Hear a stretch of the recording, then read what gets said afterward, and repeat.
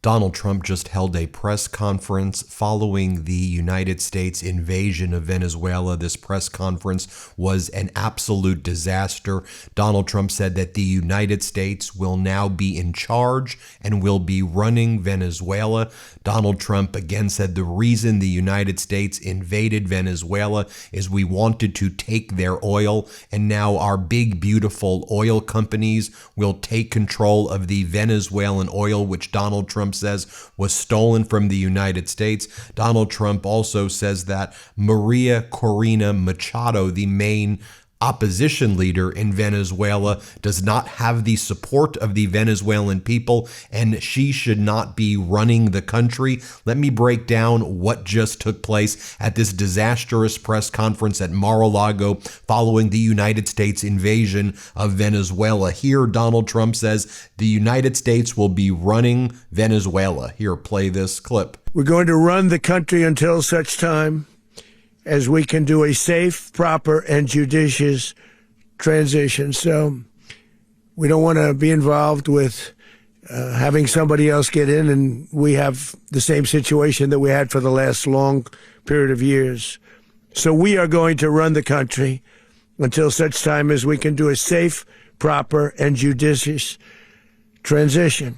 And it has to be judicious because that's what we're all about. Then Donald Trump says our very large United States oil companies will be going in to seize the infrastructure there. Here, play this clip. As everyone knows, the oil business in Venezuela has been a bust, a total bust, for a long period of time. They were pumping almost nothing by comparison to what they could have been pumping and what could have taken place. We're going to have our very large United States oil companies, the biggest anywhere in the world, go in, spend billions of dollars, fix the badly broken infrastructure, the oil infrastructure, and start making money for the country. He then randomly starts talking about saving Los Angeles, and that Los Angeles would be destroyed if it wasn't for Donald Trump. He is a deranged lunatic. Here, play this clip. And likewise, Los Angeles, where we saved Los Angeles early on, where the head of the police department made a statement that if the federal government didn't come in, we would have lost Los Angeles. That's long after the fires. That's when they had the riots in Los Angeles. We did a great job. Got no credit for it whatsoever, but that's okay. It doesn't matter. We don't need the credit. Then Donald Trump says that the Monroe Doctrine, which says the United States must dominate the Western Hemisphere, will now be called the Donroe Doctrine, and the United States will be using force all across the Western Hemisphere.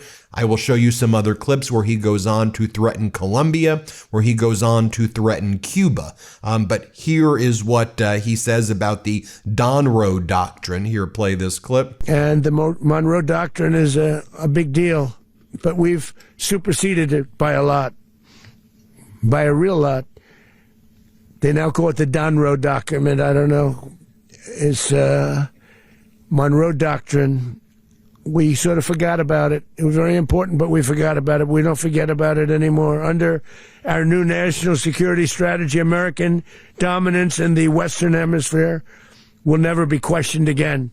Won't happen. And Donald Trump says that the invasion of Venezuela and the invasion that may take place of other countries in Latin America are core to national security, like tariffs. Here, play this clip. Far greater dominance right now. Everyone's coming back to us. The future will be determined by the ability to protect commerce and territory and resources that are core to national security. These are core to our national security. Just like tariffs they've made our country rich, and they've made our national security stronger than ever before.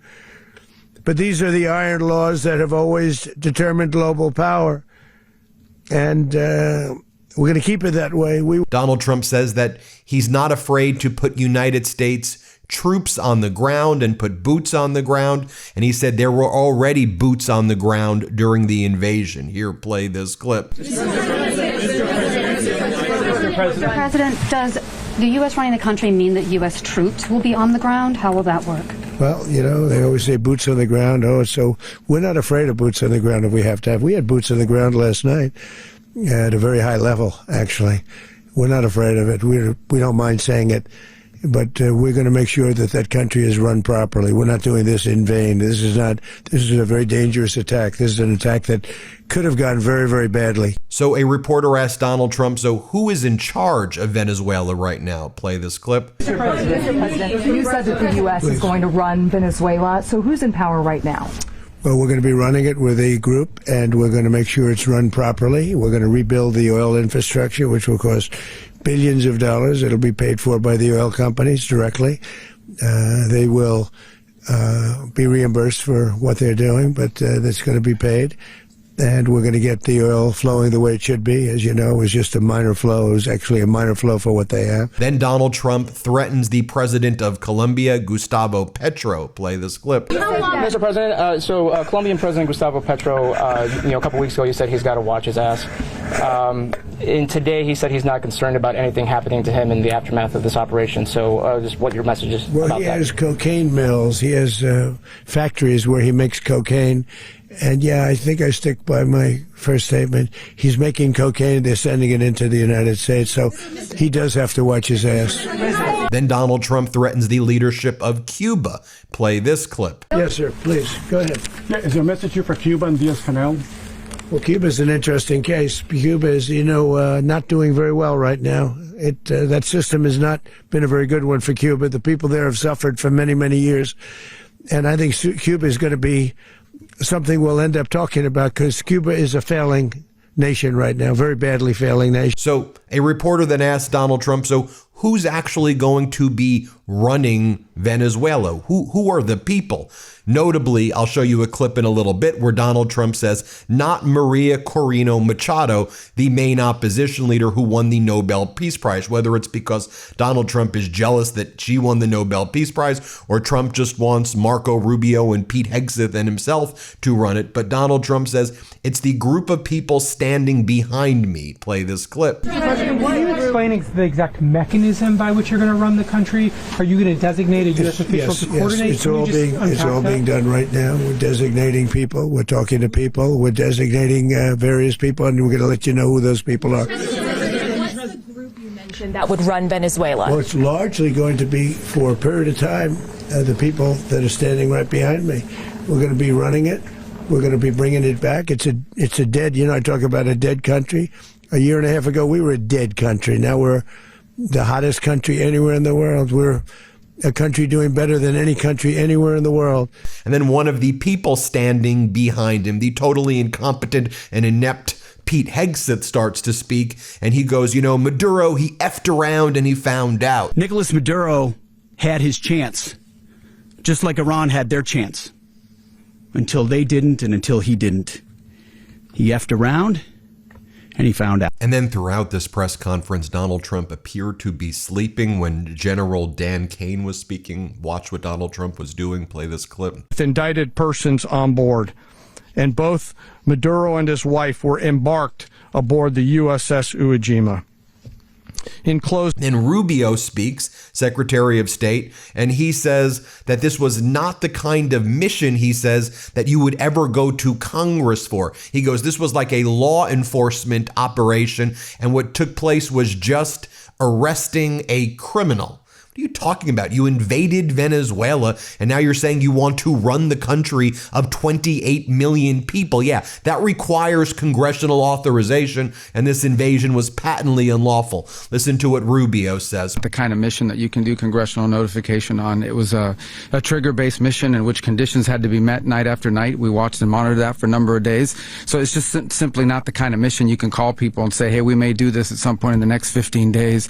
But it's largely a law enforcement function. Remember, at the end of the day, at its core, this was an arrest of 2 indicted fugitives of American justice, and the Department of War supported the Department of Justice in that job. Now, there are broader policy implications here, but it's just not the kind of mission that you can pre-notify because it endangers the mission. Plus, if I could add one thing to that, Congress has a tendency to leak. This would not be good. If they leaked. Next, a reporter asks Donald Trump, well, what about China, Russia, Iran, who have interests in Venezuela? How are you now going to deal with this if you claim the United States is running Venezuela? And Donald Trump's like, well, we will sell them oil, I guess.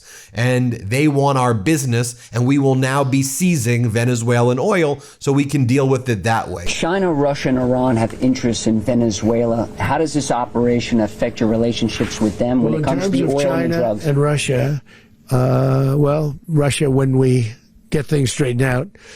But in terms of other countries that want oil, we're in the oil business. We're going to sell it to them. We're not going to say we're not going to give it. In other words, we'll be selling oil probably in much larger doses because they couldn't produce very much because their infrastructure was so bad. So we'll be selling large amounts of oil to other countries, many of whom are using it now, but I would say many more will come. This is where Donald Trump talks about Machado, the main opposition leader, and says she's a very nice lady, but people don't respect her in Venezuela. She's the main opposition leader in Venezuela. This is the lady who praised Donald Trump. And, you know, she put out a message a few hours back saying, Venezuela, the hour of freedom has arrived. Today we are prepared to assert our mandate and take power. That's what the main opposition leader said. And Donald Trump just undercut her. Watch this. Here, play this clip. Are the U.S. aware of the location of opposition leader Machado, and have you been in contact with her? No, we haven't. No, we haven't. Mr. President,